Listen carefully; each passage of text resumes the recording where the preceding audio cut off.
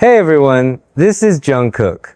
Before we start, I want to know where you're listening from. Drop your country in the comments below. I'm saying this softly tonight because there are some moments in life that don't need fireworks to be real. They need honesty, breath, a little silence, and room to tell the truth as it actually feels inside your chest. People say spill the tea like it's gossip, like it's drama you drink for a quick high. But what I have to pour out is quieter than that and heavier too. It's the kind of truth that asks you to stand still and listen, the kind that turns your heart into a mirror and says, look closely, no filters. I'm at a doorway, and the next room is my future. You know what I've learned about doorways? They expose everything. A stage exposes how hard you train. A camera exposes how honest your eyes are. And love, real love, exposes who you are when no one is clapping. So let me tell you what a wedding really is to me. It isn't just a date, a dress, a photograph pinned to the internet. It's a stress test for your soul. It's the bridge that looks strong until the wind picks up. It's the season that shines a light into every corner you forgot to sweep. You can prepare your hair, your suit, your playlist, your flowers. You can schedule every minute. But if your inner world is weak, if your patience is thin, your pride is loud, your forgiveness is shallow, then the moment the music cuts out, everyone will hear the silence. And silence tells the truth. So I want to speak to you from the quiet. I want to tell you what I've been building, what I fear, what I hope. And yes, the truth about the person I'll choose to walk beside me when the lights are bright and when the lights are gone. I've been thinking about all the people who brought me to this doorway. My mother's hands, the way she folds laundry like she's tucking in stars so they don't get cold, teaching me that love is detailed or it isn't love at all. My father's eyes, steady as the horizon on a bus ride at 5 a.m., teaching me that real strength whispers and shows up again tomorrow. My brother, who never needed me to be famous to believe I could be faithful. Family shapes you without asking permission. They are your first choir, your first audience, your first critics, and your first shelter. When I picture my future wife, I see someone who understands that I learned how to love in a kitchen at night with dishes in the sink and laughter that doesn't need translation. I see someone who isn't impressed by the size of a stage, but by the size of a promise that you keep when the lights are off. And then there are my brothers, the ones you call BTS and I call home, Namjoon, who handed me a compass when I was just a kid with a fast heartbeat and 1,000 questions. He taught me that leadership isn't volume, it's direction. It's the quiet courage to say this way when the map is smudged. Sok Jin-hyung, who proves that steadiness is a superpower, that humor can be medicine when the room is tight and your chest is tighter. Yoon Gi-hyung, who looks at the world like a sound engineer, looks at a waveform. Where other people hear noise, he hears signal, and he taught me to listen past the surface and make something honest out of chaos. Hoseo Kyung, sunlight in human form, who reminds me that joy is not a mood, it's a practice, and it takes work to keep your spirit light in a heavy world. Jimin, who has been my mirror and my mercy, who looks at me when I'm trying to outrun my own shadow and says gently, you can slow down, you know. Taehyung, the midnight philosopher with a camera in his pocket and a pocket in his heart for the weird, the beautiful, the overlooked. He taught me to keep a little mystery, to let silence sing. We grew up in a furnace. Fame is hot, yes, but it's also sharp. It cuts the edges you thought were smooth and tells you which parts of your soul are real metal and which parts were foil all along. We learn to be brothers by failing and forgiving, by messing up and making art anyway, by saying, I'm sorry, and I've got you, more times than the public will ever know. And Army, every time I say that word, I picture constellations moving together. I picture an arena of stars breathing in rhythm, hums turning into thunder, strangers becoming neighbors because of one song. You've been a mirror too, a soft one and a strict one. You've clapped when we soared and waited when we stumbled. You remind me that being seen is beautiful and terrifying at the same time. Because being seen means being accountable. It's easy to perform love. It's harder to live it. So here's what I'm learning as I step toward marriage. Vows are not a performance. They are a training plan. You don't stand at an altar and become new by magic. You become new because you have been practicing becoming for years. You practice at 3 a.m. when a friend needed you to just sit on the floor and listen. You practice when you were tired and you still turned off your phone to look into someone's eyes and say, "Tell me everything." You practice when you chose apology over argument, presence over pride, patience over the need to be right. That's the real rehearsal. And the T? The truth? The truth is, I have not been chasing a fantasy. I have been training for a friendship that can hold a life. I don't want a highlight reel. I want a home. I don't want a trend. I want a table we return to, even when the food is simple and the day was hard. Who is she? She is someone who won't make me choose between the person the world expects and the person I am when I'm barefoot and quiet. She is someone whose laugh dissolves tension like salt in hot water. She's the friend who will hear a new melody in my head at 2 a.m. and say, "Hum it," while she makes tea and we write the rest together. She's the one who won't be afraid of my silences or offended by my restlessness, who understands that artists sometimes need to touch the night to appreciate the morning. Is she perfect? No, but she's brave in the soft ways that matter. Brave enough to tell me when I'm going too fast. Brave enough to forgive me when I trip. Brave enough to ask me to forgive her when she does. And I promise to be brave for her too. Because love without bravery is a house made of applause. It echoes for a while and then it's gone. I know some people want names, dates, receipts, but the truth I owe you is not gossip. The truth I owe you is the map I'm using, so you can hold me to it if I start to wander. So here's my map. First, I'm building from the inside out. I've prepared stages, prepared tours, prepared treatments and choreo counts and mic checks. I know how to plan the outside, but marriage will expose the inner world. And I want mine to be patient, grateful, and generous. That means a daily habit I refuse to break, even on the road. A simple ritual of reflection, prayer, or quiet reading before I pick up my phone. It sounds small, but small disciplines build big lives. Second, I'm choosing one non-negotiable. No sarcasm in conflict. Sarcasm makes you feel powerful and leaves the other person feeling alone. I'd rather be honest, slow, and kind, even if it takes longer. Third, I'm anchoring to something bigger than me, bigger than us.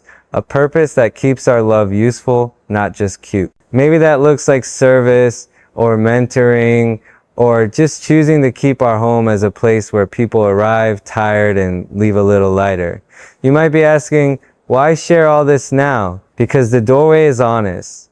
It doesn't care about your excuses. It doesn't stop for your schedule. When you step through, you bring exactly who you are. I don't want to bring a carefully edited image. I want to bring a person who is ready to be consistent when nobody's watching. And yes, I'm also speaking to the younger me, the one who thought a perfect day would save him from a messy heart. No day saves you. Your daily choices do. I'm speaking to anyone who felt like they had to be flawless before they could be loved. That is a heavy costume and it suffocates. The person who is right for you will not be impressed by the costume. They will want to meet the person taking it off. Army, I need to ask you a favor. You've guarded us in ways we'll never be able to repay. Guard this too. Guard the difference between curiosity and cruelty, between interest and intrusion. It's okay to wonder. It's okay to pray for me, to cheer for me, to tease me the way a family teases its youngest when he can't stop smiling at his phone. But if you ever see me become the kind of man who chooses spectacle over substance, tell me to come home. Leave a comment that says, "Come back to the table." I promise I'll listen. I also want to honor the people who shaped me and may never hear their names shouted in a stadium. The vocal coach who told me, "Sing the truth, not the note." The security guard who said, "Get some water, kid," when I tried to prove I didn't need help. The fan who handed me a letter at an airport that said, "Your songs helped me forgive my father." And I sat in the van later with my head against the window, realizing music can be a bridge when you think the river is too wide. These are the threads that hold the suit I'll wear on that day. They are humble threads and strong. And to the brothers standing beside me when I make my promise, hold me to it. If you catch me drifting, tap my shoulder. Nam Jun-hyung, look me in the eye and ask, direction? Jin-hyung, crack a joke and then ask if I've actually slept. Yoongi-hyung, hand me the blunt truth, that brand of honesty that hurts for a second and heals for a lifetime. Hoseok-hyung, check my joy level like a doctor checks a pulse. Jimin, remind me I don't have to be perfect to be worthy. Taehyung, take a picture of the ordinary so I remember it's holy. That's what brothers are for. That's what you've all been for. People say marriage ends a story. I think it starts a different chapter with a different kind of courage.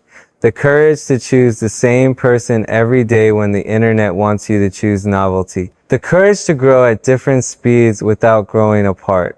The courage to love someone's history without trying to rewrite it. The courage to let yourself be loved even when you feel undeserving. If you're still with me, if you're still listening, here's what I hope you'll write in the comments tonight. I choose to build from the inside. Not because it sounds poetic, but because it's the only foundation that doesn't collapse when life shakes the frame. I can't promise a perfect future, but I can promise this. I will show up. When I'm tired, I will rest, not run.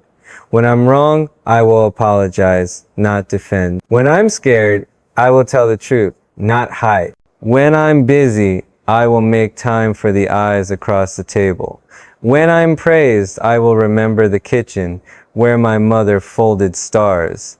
When I'm criticized, I will remember the horizon where my father breathed and told me that storms teach you about your roof. And when that day comes, when I stand facing the person who will be my home, I will remember you too.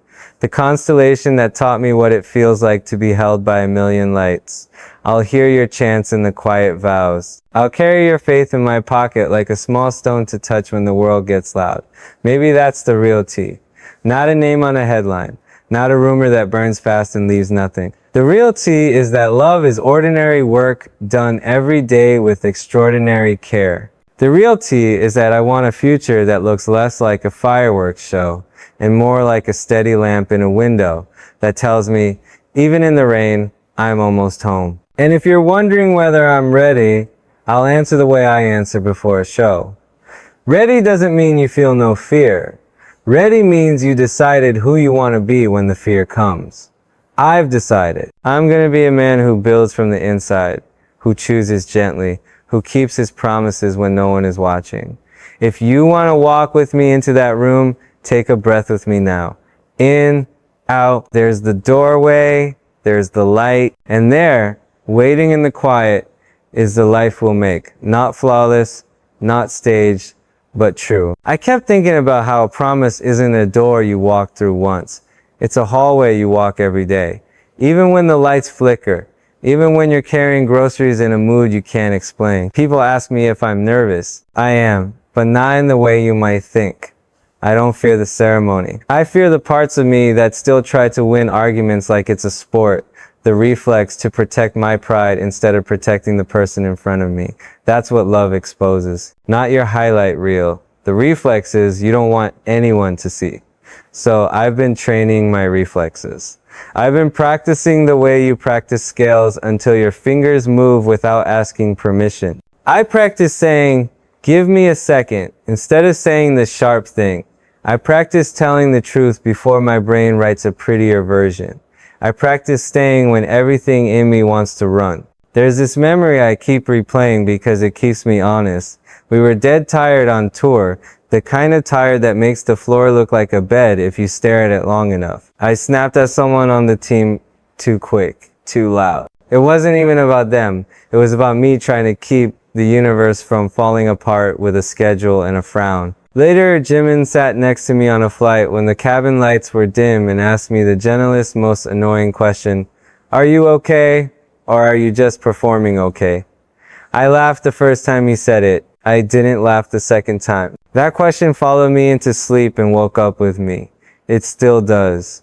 When I think about a future wife, I think about someone who asks me that and isn't scared of the real answer. And I think about being the kind of man who can answer it honestly, even when the answer costs me a bit of my image. Nam Jun-hyung talks to me about direction, like it's a living, breathing thing you maintain, not a GPS you set once. You can't outsource your compass, he told me after a long day in the studio when I was chasing approval like it was oxygen. He said it's so flat, so normal, that it felt like he dropped a glass of water in the middle of a desert.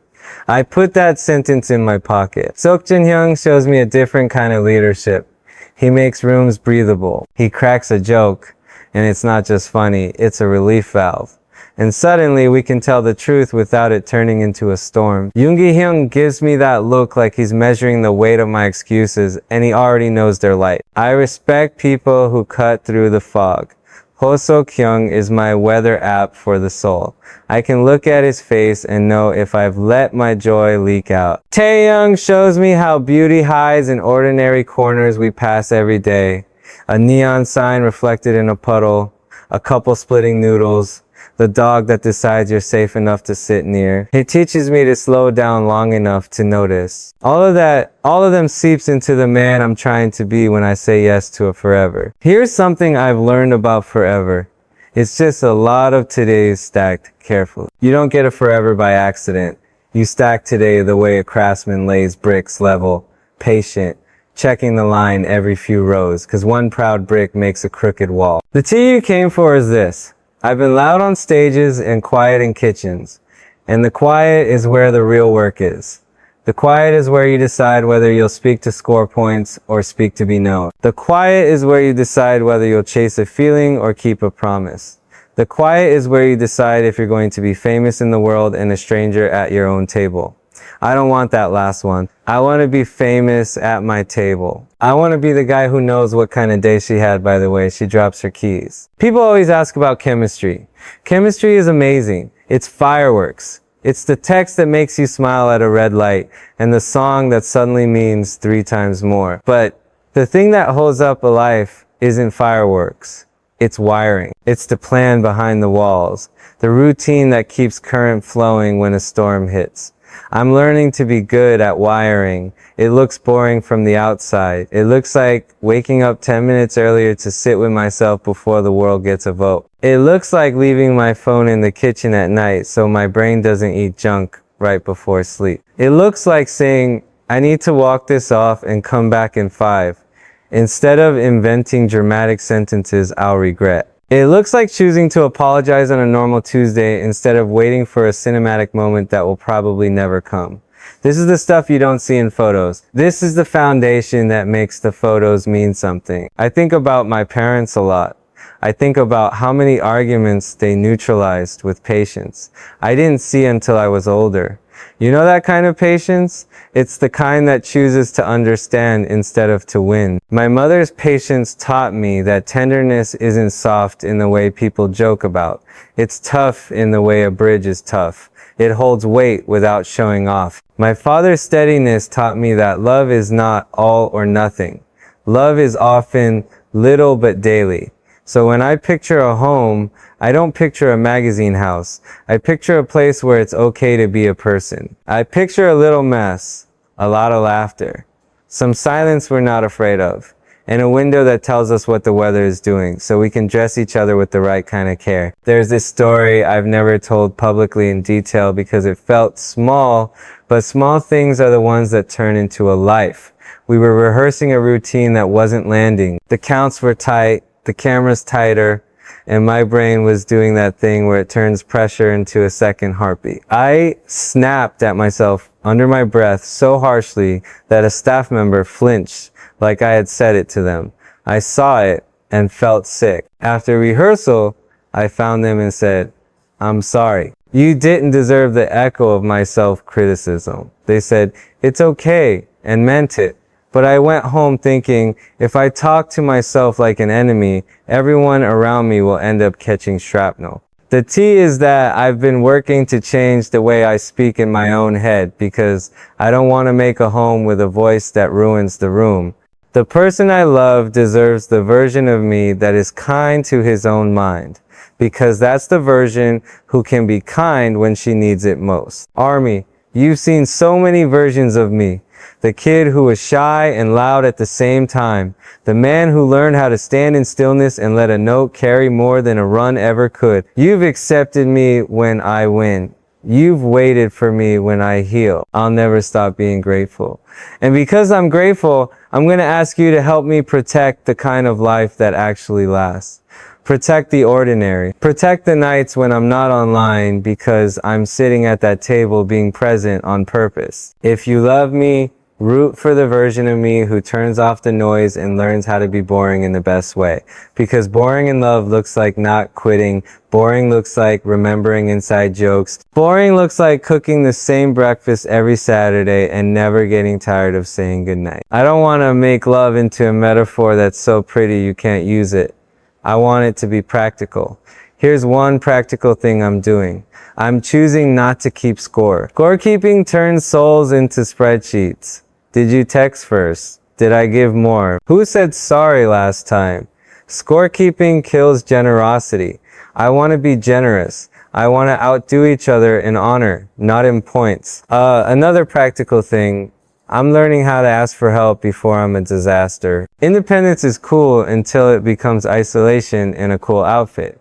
The men in my life have been teaching me this in different ways. When the room is heavy, I can tell Nam Junhyung, I'm lost, and he won't try to rescue me with a speech. He'll make space for me to hear my own answer. When I'm too in my head, Jimin will drag me out to breathe. When I'm taking myself too seriously, Jin ruins the mood with a joke and saves the day. When I'm avoiding, Yoongi notices, and it's both terrifying and relieving. Hobie reminds me to dance in the kitchen even when the song is just a kettle boiling. Tai asks me, did you notice the sky? And suddenly I remember it exists. I hope to bring the same range of care into my marriage. Not one kind of love, but the right kind at the right time. People worry about change. They ask, will you still be you? I think that's the wrong worry. The real question is, will I be more consistent in the ways that matter? Will I be faithful to the core of me when life gets louder? I want to be. I plan to be. That means protecting certain rituals. It means making room for spiritual quiet, not as a performance, but as a necessity. I believe in something bigger than myself, and I don't want my love to be just a cute story. I want it to be plugged into a purpose that outlives our trends. Maybe that looks like serving in ways no one posts about, showing up for family in ways that don't fit into a caption, letting our home be a place where the tired can sit and the anxious can breathe. I want the person I love to feel like the world is a little easier to carry because I'm next to her, and I want to feel the same because she's next to me. Every time I talk about this, there's a part of me that worries. Not because I'm hiding something, but because I know how the internet can turn tenderness into a headline. That's why I keep repeating this to myself. I don't owe the world details that don't belong to me alone. What I owe is integrity. Integrity means the inside matches the outside. It means the eyes you see on stage belong to a person who is doing the quiet work off stage. If you need something to hold me to this. That I will keep building from the inside. That I will choose repair over revenge. That I will treat love like a craft, not a stunt. I picture that day sometimes when the crowd is gone and it's just two of us washing dishes. There will be days we don't feel magical. There will be days we feel like a miscommunication with legs. That's okay. That's human. That's where the wiring matters more than the fireworks. That's where kindness puts on work boots and saves the morning.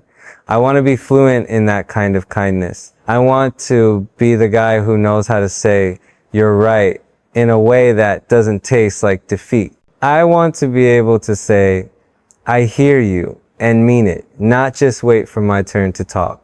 I want to be skilled at the art of the second try, the third try, the endless try that real love asks for. If you're listening right now and you've been rooting for me, I have a small request. Type this so I can see it later when my day is loud and I need the reminder.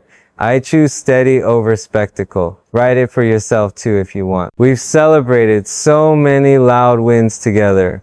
Help me celebrate the quiet wins. The apology that came before bedtime. The phone that stayed face down during dinner. The walk we took instead of the argument we could have had. Those are the victories that build a life. I keep thinking about the younger me and the future me shaking hands. The younger me wanted to be great. The future me wants to be good. Great is about heights. Good is about roots.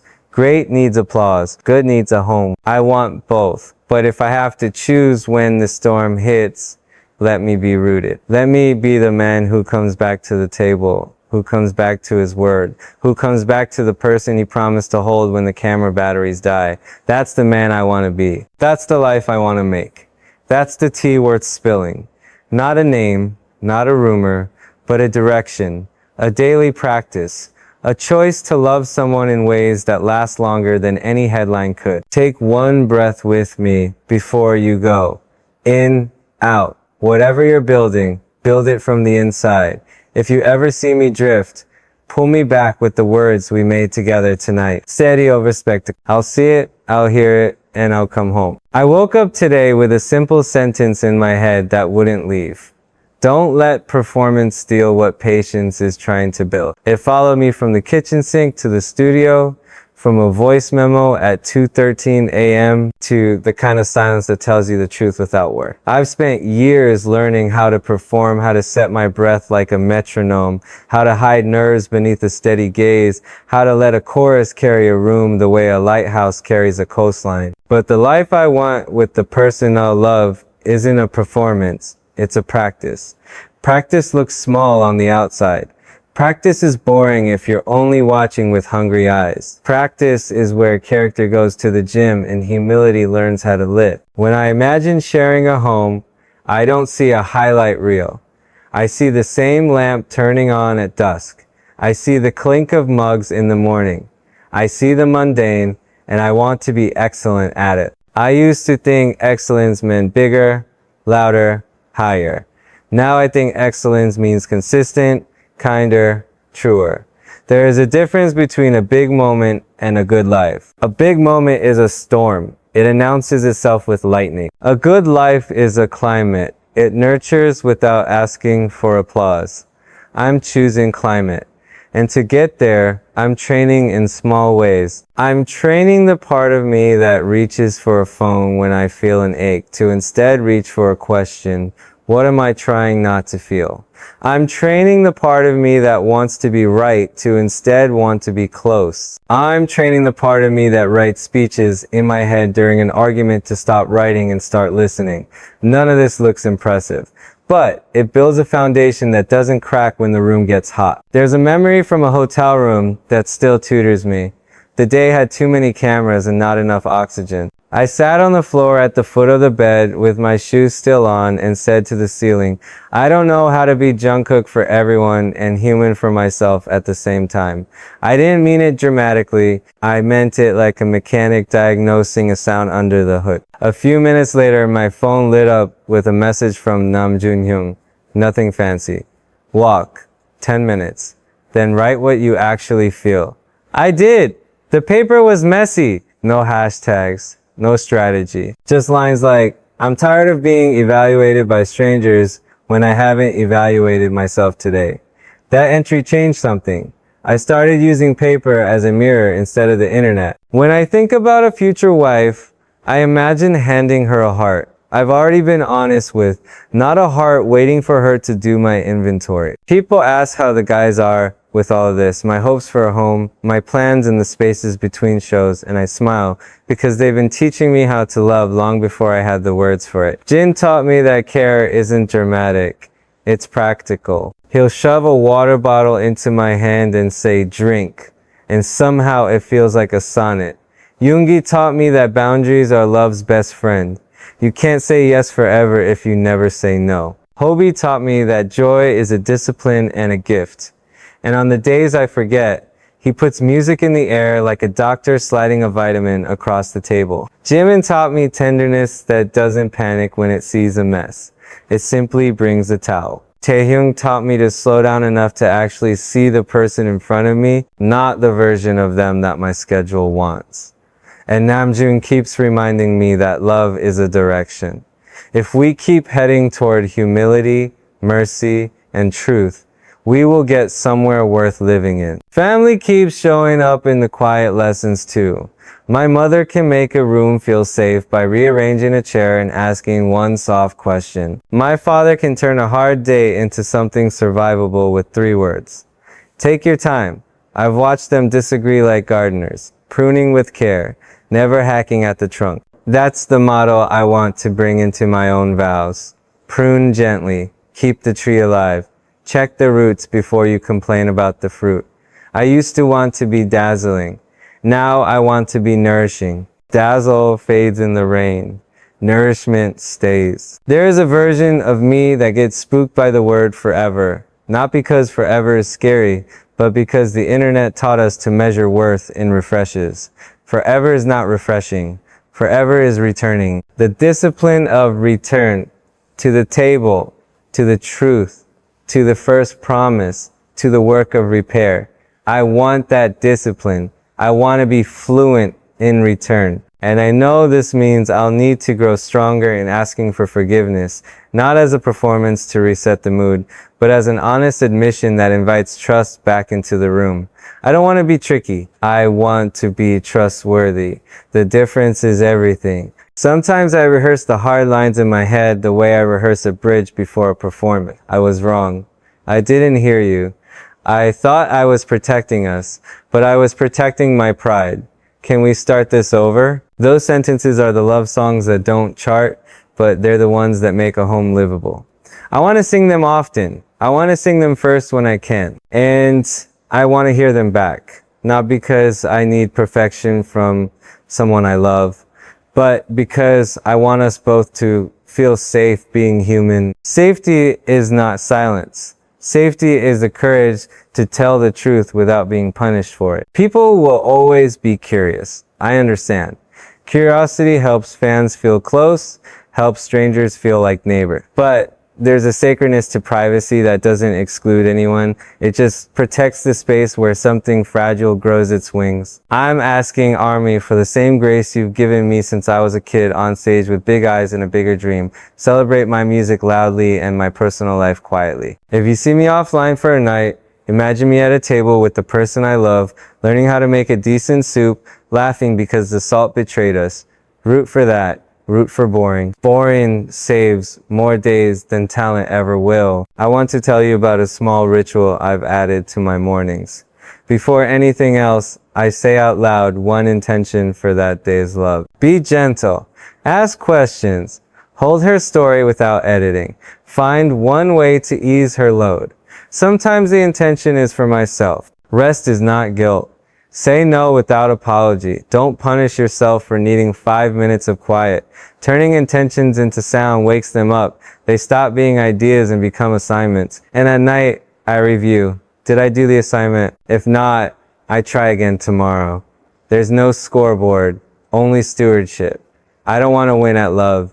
I want to care for it. I've been collecting phrases from the people I admire in secret ways. The staff who show up early and leave late.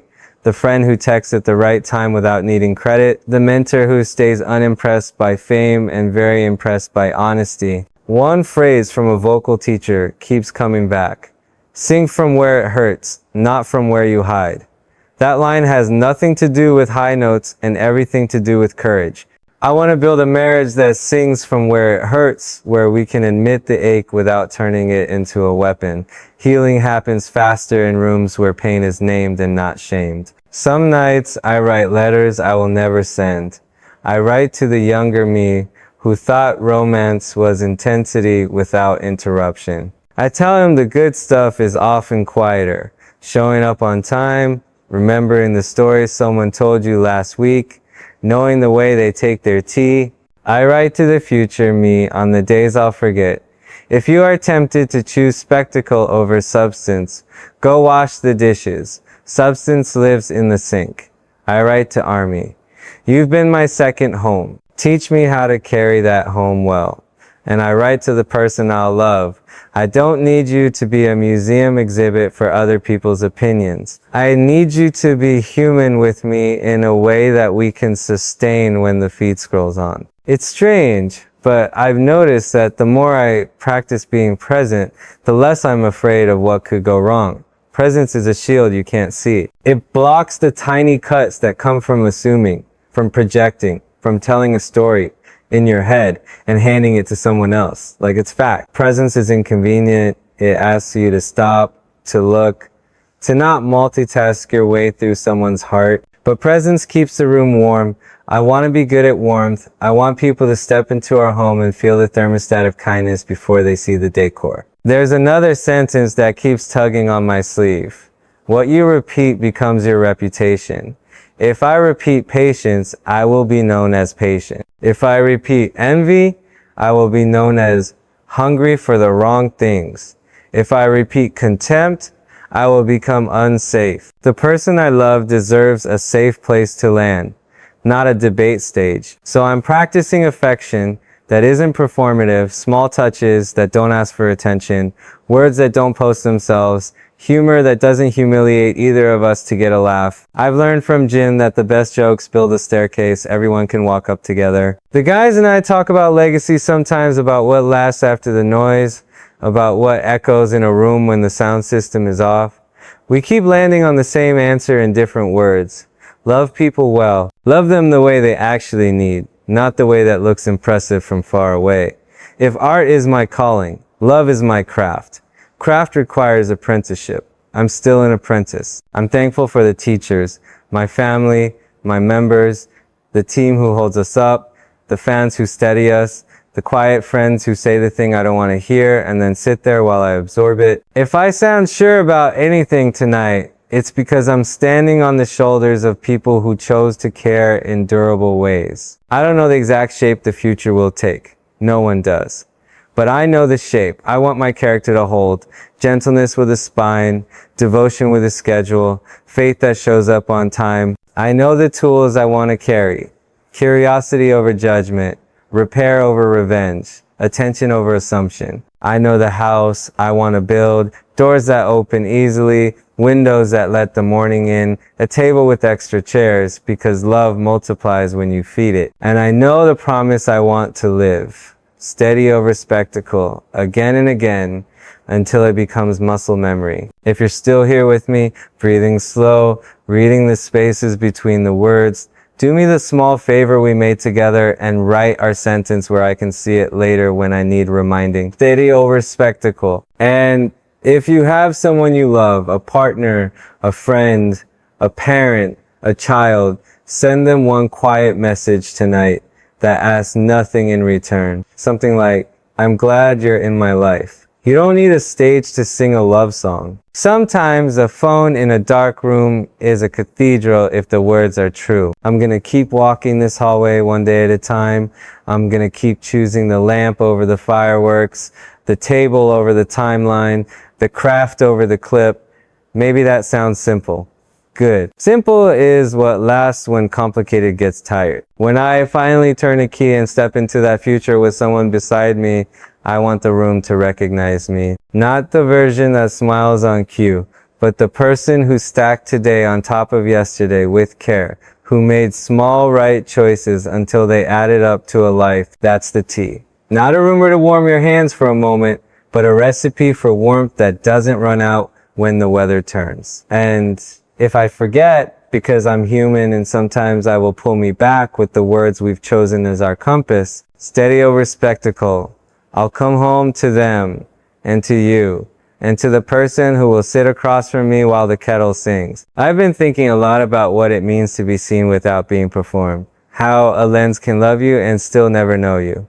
How applause can sound like rain while your roots are still thirsty. There's a difference between being watched and being witnessed. Watched is angles, edits, a good side and a better side. Witnessed is what happens when someone looks past the stage light version of you and nods at the person who forgets where he left his keys, who gets quiet when he's overwhelmed, who talks too fast when he's excited and then apologizes because he doesn't want to swallow the room. I want to build a home where I am witnessed and where I witness back, where the point isn't to be impressive but to be true, where love doesn't try to direct the scene but understands that the best moments rarely stick to a script. That's why I've started paying attention to the way small things behave around me. Shoes by the door tell the story of a day. A half-empty glass tells you patience visited and got interrupted. The way the sun moves across the floor in the afternoon can explain why someone's mood got softer at 3 p.m. If I want to love, well, I have to read these small languages. I have to learn the map of another person's quiet. I can practice on my own quiet first. Sometimes I catch myself wanting to speed through the part where something is hard. That's when old reflexes wake up, the kind that prefer certainty over connection, tidy answers over vulnerable questions. I'm trying to trade those reflexes for rhythms. Reflexes protect your ego. Rhythms protect your relationship.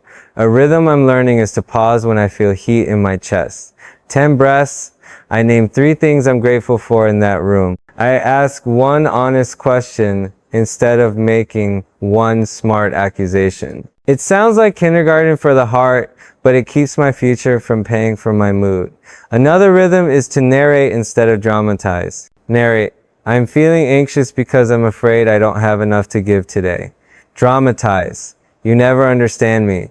Narration builds bridges. Drama digs moats. I've spent enough time building stages. I don't want to build moat. When we were younger, the rush felt like the proof. We ran on caffeine, adrenaline, a deadline that kept moving the finish line, so we'd always have a reason to sprint. It taught me many things I'm grateful for: discipline, focus, how to transform nerves in the craft, but it almost convinced me that love needs the same fuel. It doesn't. Love is not a touring schedule. Love is a neighborhood. You don't rush a neighborhood, you live into it. You learn which store closes early on Sundays, which neighbor knocks too lightly for you to hear unless you're expecting them, which street floods after heavy rain, so you take a different route because you remember. That's the kind of memory I want to grow. I want to remember in ways that make the day go easier for both of us. I want to be the person who notices the draft from the window and moves a chair before you get cold. The person who knows that silence after a long day means, please don't fix me, just sit here. The people in my life keep handing me tools when I don't even know what to ask for. Namjoon shows me how to keep a long view when the moment tries to bully me. He'll say something like, zoom out, and it's amazing how many problems are optical illusions at close range. Jin keeps proving that care is a series of unfancy miracles. A bottle of water at the right time is a love song with no chorus. Yoongi's gift is accuracy. He'll cut through 5 layers of my story and point at the real sentence. It stings for a second and then the room clears. Hosok watches me the way a coach watches a player's form and quietly corrects my posture toward joy when I start leaning into gloom like it's a personality. Jimin knows how to hold a moment until it calms down. He doesn't rush me out of how I feel. He accompanies me through it. Taeyoung keeps my attention awake to the strange and the tender. He'll show me a photo of a doorway or a dog cloud, and suddenly I remember that life is still weird and wonderful, even on days that feel like spreadsheets. My parents are still teaching me too. My mother's love looks like 1,000 logistical kindnesses that stack into a cathedral you don't notice until you really look up. My father's love looks like time that doesn't negotiate its own availability. These are blueprints I want to copy with my own hands. I know there's curiosity. I understand why. When someone says they're ready to anchor their life to another person's weather, of course people want to know where the harbor is and what the boat looks like. But I don't want to point a camera at a seed and demand fruit on command. Seeds are not shows. Seeds need darkness. Seeds need time. I can tell you the kind of soil I'm preparing. Honesty, humor that doesn't humiliate, apologies that arrive before resentment has a chance to unpack, boundaries that keep love from burning out by trying to be everything all the time. I can tell you about the trellis I'm building so the vine has somewhere kind to climb. Shared rituals that outlast our moods, a weekly reset where we ask each other questions we already know the answers to, because asking still matters, a decision to greet before we discuss and to appreciate before we advise. I can tell you the weather I'm praying for, less spectacle, more steady rain. There's a sentence I wrote on a paper taped inside my closet. Choose repair over being right. It's not natural for me. I'm a fixer by training, a perfectionist when tired, a runner until someone I trust reminds me that distance is just loneliness with good PR. So I'm practicing repair. It looks like circling back after a weird breakfast and saying, that came out sharp. I was protecting my insecurity and it landed on you. I'm sorry. It looks like saying, can we restart that conversation, but slower? It looks like being brave enough to hear feedback without auditioning for the role of the most misunderstood man. Sometimes I do this well. Sometimes I don't. That's why I need a partner who knows the difference between my intention and my impact and loves me enough to hold me accountable to both. And I want to be that person for her too. I remember a night after a show when the hotel window looked over a city I didn't have time to know. I pressed my forehead to the glass and thought about how often life had placed me in beautiful rooms I could only borrow. The thought scared me for a moment. What if home becomes just a layover? Then I thought about a different kind of beauty, the kind you keep because you keep choosing it. A well-used cutting board, a dent in the couch where two people always end up without planning to. A playlist that never needs shuffling because it fits the room's pulse. This is the beauty I want to invest in. It won't trend, but it will hold us. I'm not naive about what it costs. Intimacy always sends a bill. The total is paid in comfort you'll have to let go, in stories about yourself that you'll have to rewrite, in habits that felt like friends but were secretly just distraction. I'll have to trade being impressive for being available. I'll have to trade winning for listening. I'll have to trade the safety of being adored by many for the harder, holier work of being known by one. But I've been to enough mountaintops to know the best views don't matter if you don't have someone to point at the horizon with and say, look. And both of you really look. Army, there's a kindness you give me that I'm not sure I'll ever fully deserve. You let me change in public. You let me adjust my form, try again, confess I was tired, celebrate when I remembered why I started. If you can keep giving me that kindness, I'll try to keep earning it by choosing what we've said together, steady over spectacle. And if I vanish some nights into a kitchen with a light that doesn't flatter, imagine me trying a new recipe for an old dream. Imagine me learning how to measure with my heart instead of a scale. Imagine laughter spilling when the salt wins again. That picture is a better protection for my future than any rumor ever could be. When people tell performers to leave it all on stage, I understand the spirit of it. But there's a part of me that wants to leave enough off stage to make a home. I want my best attention saved for the table. I want my sharpest listening saved for the person across from me. I want to build a life where the love I sing about isn't just accurate, it's lived. That means putting systems around my intentions so they survive busy days. The morning check-in with myself, the weekly calendar that includes rest, like it's an appointment with someone I respect, the monthly walk where we talk about money and time and dreams without pretending either of us is a mind reader. It means writing down what we value and letting that list choose for us when we feel pulled in 100 directions. It means trusting that gentle is not weak and slow is not lazy and private is not selfish. Private is sacred. Sacred is what helps ordinary stay alive. I don't know whose hand I'll be holding when I say words that turn a promise into a place, but I know what I want those words to ask of me after the ceremony is over. I want them to ask me to be a student again, to be interruptible, to be willing to be wrong without making the room pay. I want them to ask me to remember my parents' kitchen and my members' patience and the fans' constellation and the God who held me when sleep didn't. I want those words to live in my pocket like a small stone I can touch. When the day feels loud and remind me, return, Return to the table, return to the truth. Return to the person you promised to stay with because you chose a life where love is a craft, not a clip. Somewhere in the future, I hope there's a night where the power goes out and we don't mind. We light a candle, sit on the floor, and tell each other the story of how we became us. We remember the tiny hinges that swung big doors, one choice, one apology, one late night laugh, one stubborn kindness that kept showing up like the tide. And when the lights come back on, we blink, smile, and keep talking. Because what we have isn't fragile. It was built for weather. It was wired for storms. It was grown in soil that knows the difference between loud and true. That's the kind of love I want to hand the world. That's the kind of life I want to live into. And if I forget, the words that bring me home, steady over spectacle. Always. I keep circling back to the same quiet realization.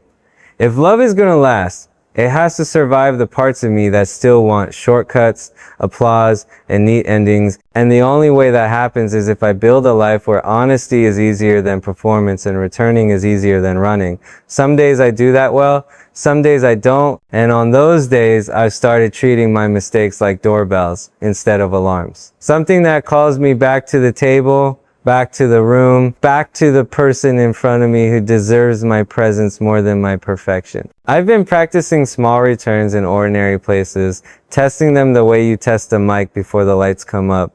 I return to the breath when my chest gets loud.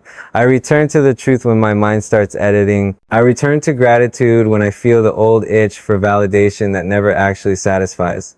None of this is glamorous, but it's the wiring behind the walls.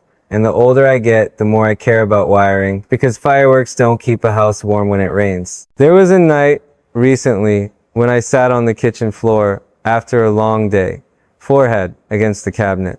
And I said out loud, not for the camera or anyone else, I don't want to be a man who wins arguments and loses the room. And once you say a sentence like that in an empty room, you have to decide whether it's going to be a lyric that sounds nice or a promise that costs you. I want it to cost me impatience and pride and the habit of turning my fear into control. Because the person I choose in the future we build are worth more than a moment where I get to feel clever. It helps that I'm not building alone. I keep finding blueprints in the people around me if I'm paying attention. Namjoon sent me a book with 3 sentences underlined and a note that just said direction over drama. And it's wild how many storms calm down when you remember where you're actually going. Jin handed me a towel after a rehearsal, tossed a joke at my head, and then in the gentlest way asked if I'd slept, which is his way of telling me I'm not a machine and the world won't end if I close my eyes.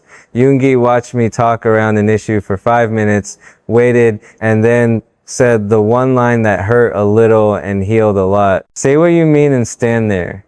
And I wrote it on a sticky note like a chord I need to practice until it's muscle memory. Hobie left a smiley face on the studio whiteboard with the words, choose light on purpose, because he knows joy looks effortless on stage and costs effort in real life. Jimin sent a voice note with nothing but the sound of breathing for 10 seconds and then matched this, as if he knew exactly how fast my thoughts were running.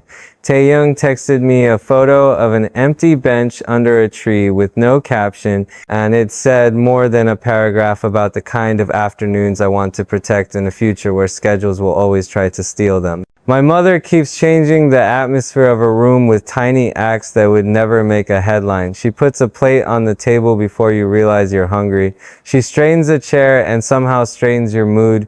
My father has this way of saying, take your time. That doesn't mean be lazy. It means be thorough with your heart. And I find myself wanting to be that kind of patient, the kind that doesn't announce itself and still holds the whole roof in place. Army are the constellations outside the window when the night gets too loud. Sometimes your letters find me at the exact moment I'm tempted to trade substance for spectacle, and they remind me of the sentence we chose together, the one that keeps turning from a motto into a map, and I hear it like a melody that knows when to come in. Steady over spectacle, steady over spectacle, steady over spectacle. It's not exciting language, but it is faithful, and faithful is what I want to be remembered for. When my voice is tired and my hair is messy and there are no cameras to catch me keeping my word. People think spilling tea means exposing someone else. But the tea I'm pouring is about exposing myself to accountability. Saying out loud the kind of husband I'm aiming to become so you can call me back if I wander. I want to be the man who makes repair feel easier than resentment, who chooses listening over the adrenaline of being right, who leaves enough of himself off stage to make a home with what remains. That means systems, even for romance. It means small, stubborn rituals that outlive moods. A greeting before any discussion, a question before any advice, a weekly reset where we put phones away and talk about time, money, and energy without letting defensiveness rent the couch. It means no sarcasm in conflict because sarcasm leaves splinters even after the laughter fades. It means choosing words that build a staircase we can both climb instead of a wall we have to get over every time something hurts. There's a part of me that worries about how privacy and love can coexist with a life like mine. And the answer I keep arriving at is that privacy isn't a rejection of the people who care about you. It's a gift you give to the love that needs darkness to grow root. Seeds don't bloom under spotlights. They bloom under soil. And I want to give my future that soil, which looks like boring nights we treasure, uneventful walks that turn into lifelong in-jokes, dinners that don't post well but taste like belonging. I know there will be days when I get it wrong. I will misread a sigh, answer a question with an old insecurity, try to fix something that needs to be felt. I'm not proud of that, but I'm ready for it in the way a singer is ready for a crack in the voice. You don't quit the song, you breathe and place the next note with care and let honesty carry what technique can't. That's how I want to handle the rough edges of being two humans learning how to be one home. I've started practicing certain sentences the way I practice a run until it's clean. I'm sorry, I was protecting my pride. I hear you and I want to understand. Can we try again but slower? I love you more than my point. And I want those sentences to be the chords that score the background of our days. The ones you don't notice because they fit. The ones you miss when they're gone because silence without them feels colder. I think about future holidays and the ache of schedules that won't line up perfectly and the miracle of a table anyway. Some chairs occupied and some saved for later. Laughter that rises like steam from a kitchen where the recipe failed and the evening didn't. I think about children or no children and the kind of adults we still need to become either way. I think about anniversaries that feel less like grand performances and more like a familiar path. We keep walking with fresh gratitude for the same view we never deserved in the first place. I keep praying simple prayers that sound like check-ins with someone who knows the blueprint better than I do.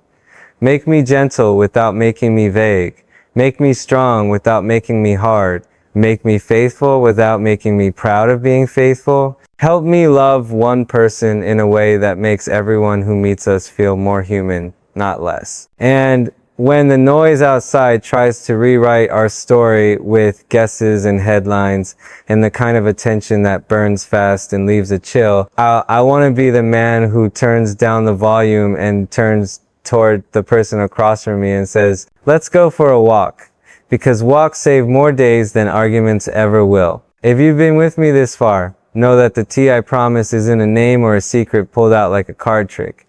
It's a daily choice about the kind of man I will be when nobody is grading me, the kind of love I will practice when it feels less cinematic and more like doing the dishes, the kind of home I will build so that when storms come and the wiring holds, the table stands, the lights come back on, and we're still there, smiling at each other in a room that knows our names. I keep catching myself trying to outrun the pace of a real life, as if love were a deadline and not a direction, as if I could rehearse my way past the awkward conversations and the quiet repair and land on some flawless version of us that never existed for anyone in the history of being human.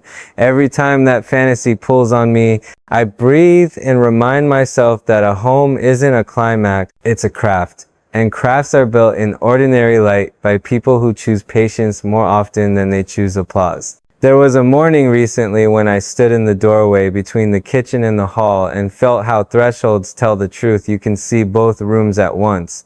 The mess you're leaving and the calm you're trying to enter. I stood there longer than made sense, listening to the kettle, letting my heart beat slow, until the thought finally formed.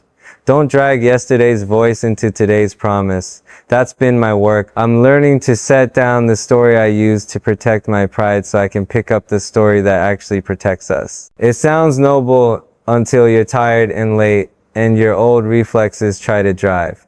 That's when training matters. The small, boring drills that no one will clap for. I keep a card in my pocket with 3 sentences I refuse to abandon, ask before assuming, narrate before accusing, repair before retreat. If I can live those, I can love for the long haul. I've been thinking about the people who place those sentences in me without ever calling them rules. Bang PD never gives me lectures about romance, but he has this way of pairing dream with deadline, vision with calendar, and when he says, protect the process, I hear, protect the person, not just the picture. Namjoon still reminds me that direction beats drama. If I know where I'm going, I don't have to win every moment to keep moving. Jin keeps proving that tenderness can arrive disguised as logistics, water, sleep, food. So I'm less tempted to interpret a tired sigh as a verdict on who I am. Yoongi is my truth tuner. He'll sit in my silence until I stop performing resilience and tell the truth cleanly.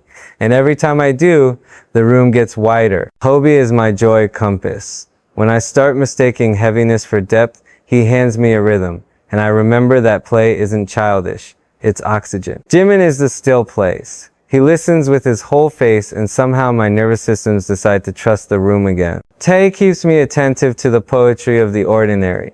And when love becomes poetry, it becomes precise because poetry is not vague. Poetry is exact about what it sees. My parents still teach me with their quiet choreography.